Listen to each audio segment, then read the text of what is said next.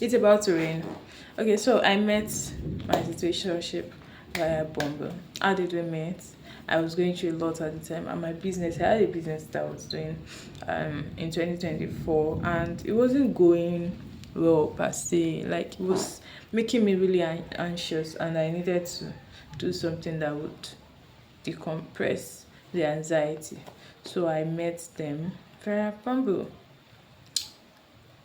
When So I think they liked my profile first because I used to get a lot of crazy likes on Bumble. But I don't think it matters because the quality of men on there are so like really, especially that I think like 85% of them are fuck boys. So they are liking your profile because they find you attractive and they want to sleep with you. And at the time, that wasn't what I was searching for. I was just searching for a potential a potential relationship partner kind of thing. So yeah. And yeah, I had like prior conversations with people that didn't work out because I noticed in the conversation that they were just trying to get to sleep with me basically, and I wasn't interested. So I started chatting with him, I think May. I can't remember, girl. I can't remember. But it was around March or let's say April. I'm not sure. So I started chatting with him and we used to talk a lot. We talk, yap and stuff. It was just the conversation was really good with him. I mean the chat was good. It was really cute. I think it looks really cute. I mean, at the time, I didn't have a spec in men. I just feel like I just felt like men were they're not that pleasing to look at. Yeah, so the basic thing to do is to find a cute one and manage it like that. Yeah, so when I saw him, it was good looking. He is good looking actually. What am I saying? Right. So we got talking. I think it was 27 at the time. I can't remember. Yeah.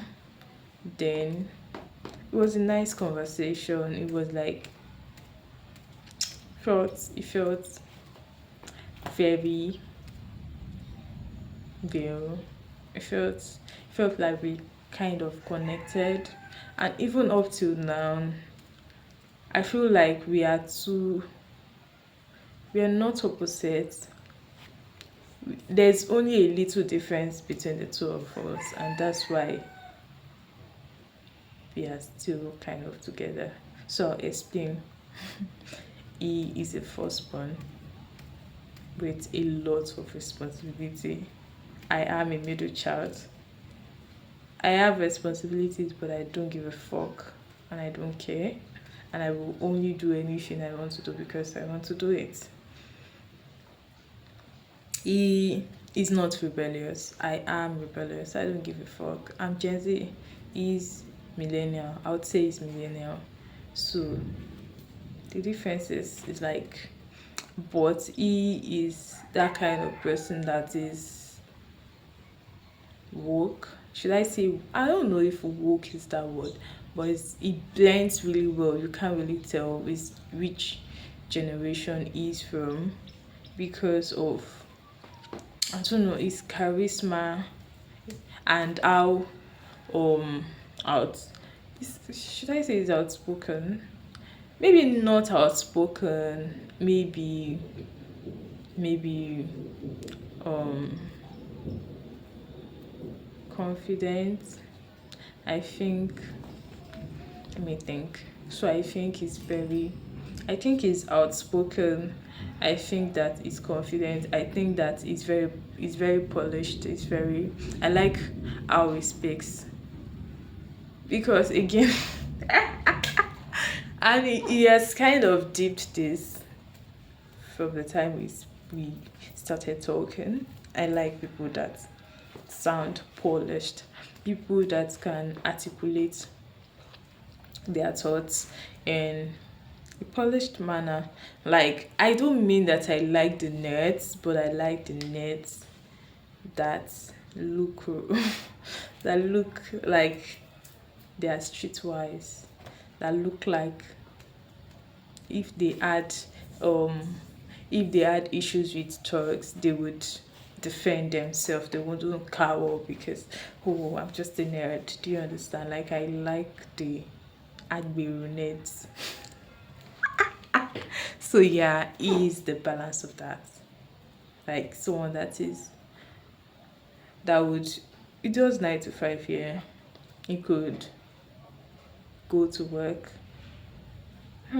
be all the 9 to 5 ish parts. Then he could drive to Lagos. He works, is in Lagos, yeah. He could like drive off Lagos. You know how Lagos is crazy, and he will still blend on the road and be crazy where he needs to. Do you understand? Like, be like, share Yahweh. So that crazy. I don't know why, but that is my kind of, that's what I look out. I don't look out for it, but I love it in men. Be polished.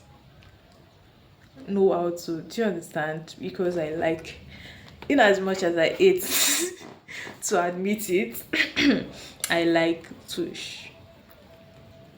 I like I like I like what I like, but I don't like local. I like macho. Yes, that's it. I like macho. And I like calm. I like calm. I like nerdy, macho, calm, and with a little bit of craziness. It balance the it balances the equation. So we got talking that time, and it was a good conversation. We talk, and it was, I think it's funny. Maybe a little bit. I think I'm funny. But yeah, so we got talking. The connection was great, and yeah, but we didn't meet until like 3 weeks after because it was on a work trip, and yeah, and we were talking a lot.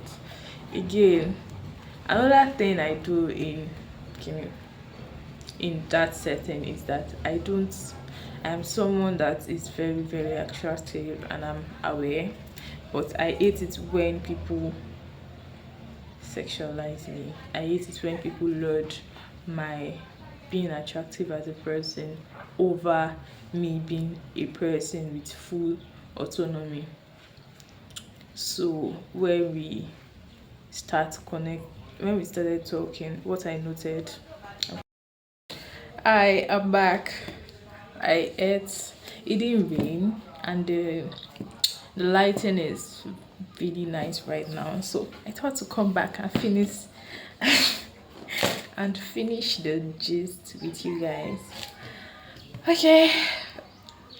So where I stopped was where I was talking about being sexualized. I hurt being sexualized, and I think when we started talking, up till now, I understood the job. Because again, because we are in a situationship, I get to, talk to other people and stuff. And bro, men are trash. Especially from my Instagram, they start off the conversation from being like, oh, where do you stay? And I say Lagos. They're like, okay, where in Lagos? And I say, oh, when I say mainland, they're like, okay, I stay here on the mainland. Where do you stay? I'm like, no, I don't. Because, wait, first off, why are you starting off a conversation with where I stay? Is it that you are looking to start a career in kidnapping and human trafficking? Why do you want? Because they didn't even bother to ask that. Oh, is your username your real name? Who are you? What do you understand? It's first off, where do you stay? Where exactly do you stay? I stay here. I don't understand. And I feel like it has something to do with profiling and men shaming sex workers on the online space, and wanting or assuming that models are sex workers or HK girls. So they come to me with that energy, and I'm like, guy, you can't be for real right now.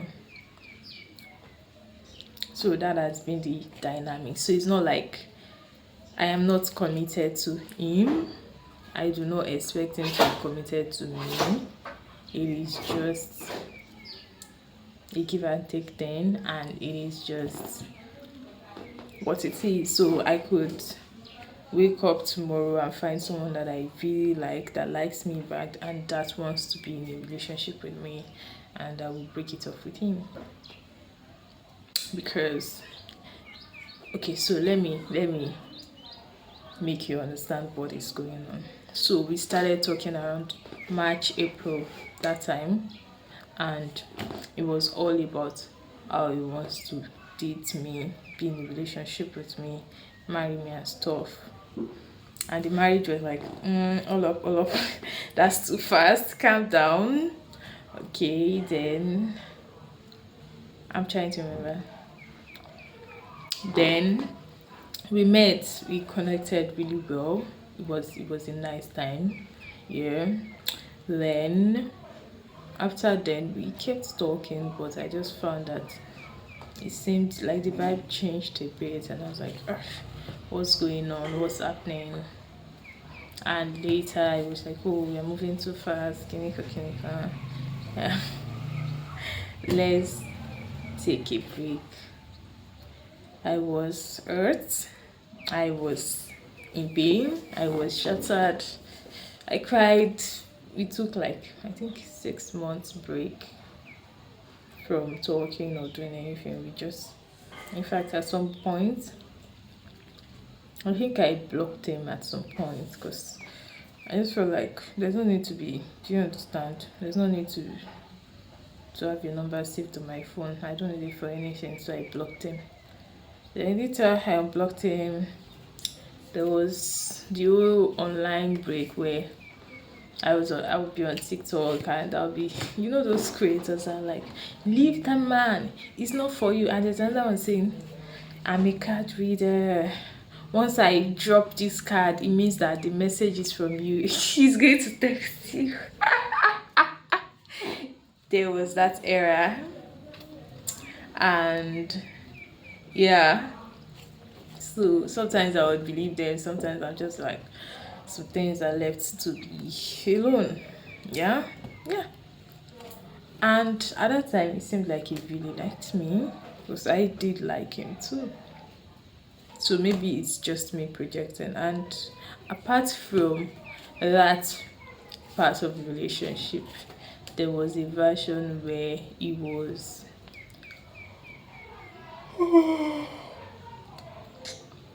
there was a version where he was where when we met, I think we met only twice or thrice, I can't remember. But whenever we met, he treated me so well. He treated me really well.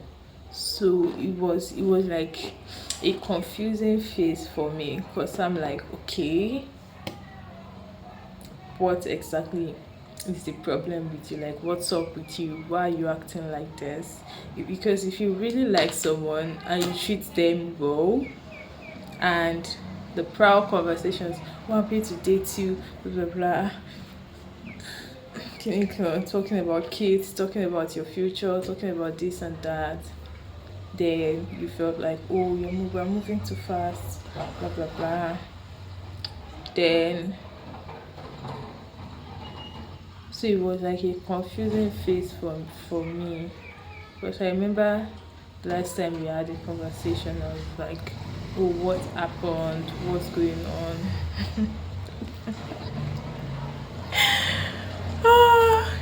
Because I was genuinely confused. I didn't understand what was going on.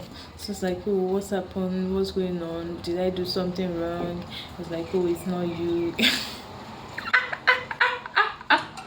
I say shaggy. Oh, it's not you, it's me, blah blah blah. I was like, okay. And it was like, oh, he needs a break, he wants to work on himself, blah blah blah blah. And so 6 months after that, I think I blocked him and casually just texted him. So there was a lot of back and forth, and there was a lot of tension because I could remember back then when I texted him back, he would just respond, would respond, and I think so. I can't remember things in clear times because I have ADHD and it messes my thinking process. So I know what I want to say, but it flies off my brain. So yeah, so I think we had a phone conversation. No, it wasn't a phone. So it was like a catch up type of thing where everybody's like, oh, what's going on with you? Last time I tested him, I think I tested him in October, November, I can't remember. So I texted him and he was like, oh, what's up, blah, blah, blah. Then we had a whole chat, oh, what's going on with you? How are you doing? And I was like, I'm good and stuff. Then he spoke about how it was, because I knew at that time, another point I was that I could feel it in my spirit that I was going through something, but it's that kind of person that doesn't like to be vulnerable. I am too. I don't like vulnerability. I don't want to. I just want to be at that point where I anytime I'm going through a lot, it's a toxic trait, but I like to be like by myself. I don't want to tell you what I'm going through. I don't want you to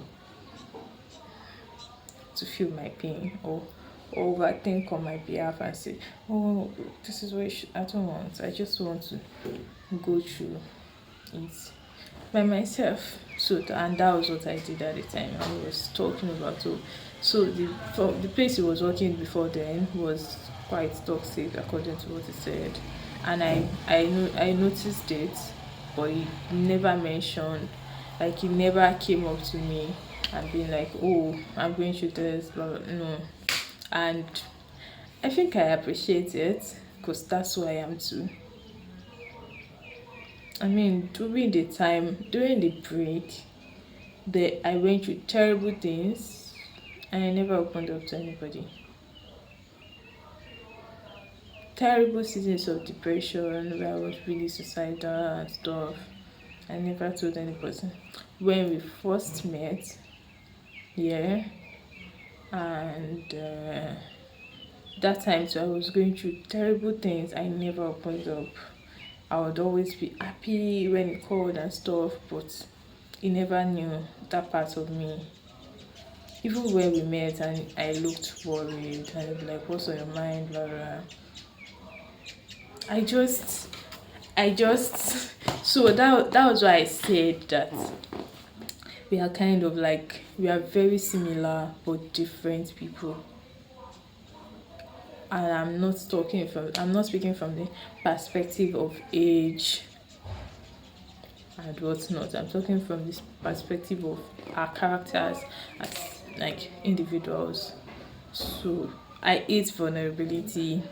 I don't know. I feel like he has ego as a man and stuff. But do I have ego? I would say yes, I do have ego. And yeah, and I'm very big on respect.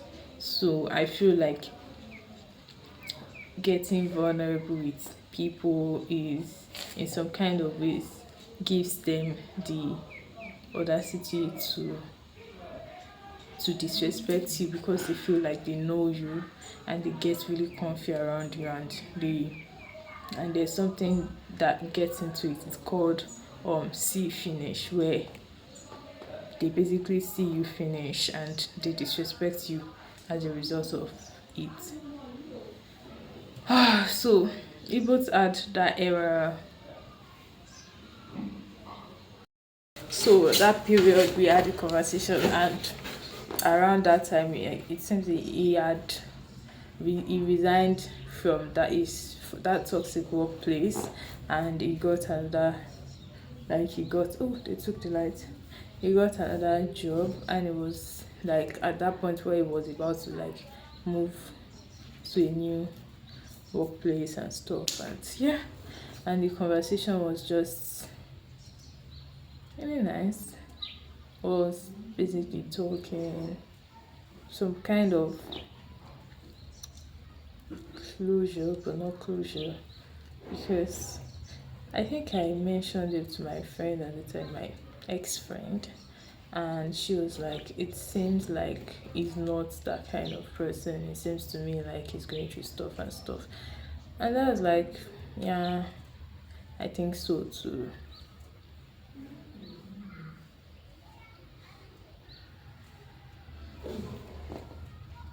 And yeah, but the thing has always been me. So it was just at that point that I knew that, so we were too similar, and we always, I don't know, we always,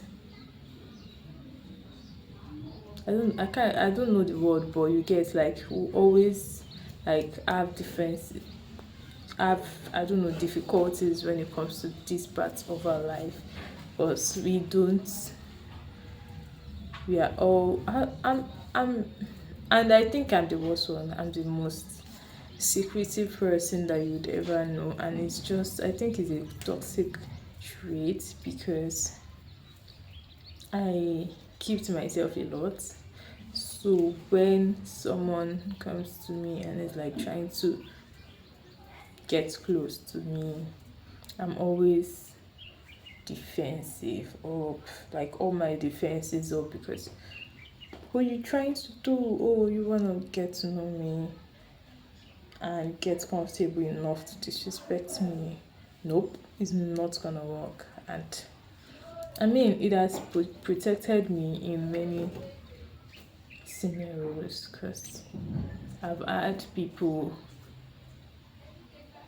get close to me to get cute little details so that they can use it, like the, it's just something all up in some kind of them using that grief to get me to be vulnerable to them and get me to do what they want, especially males. So when it comes to that, I think it's justified why I don't like to open up. So yeah, we got through that phase, and yeah, although when I reached out we did not meet, we just had a conversation, and yeah, we spoke, and it was a great conversation, and everybody kept, going through what they were going through, and we moved from that phase to this year, where we met. And still, I don't open up about the things I'm going through. I still don't talk about it, and it doesn't too.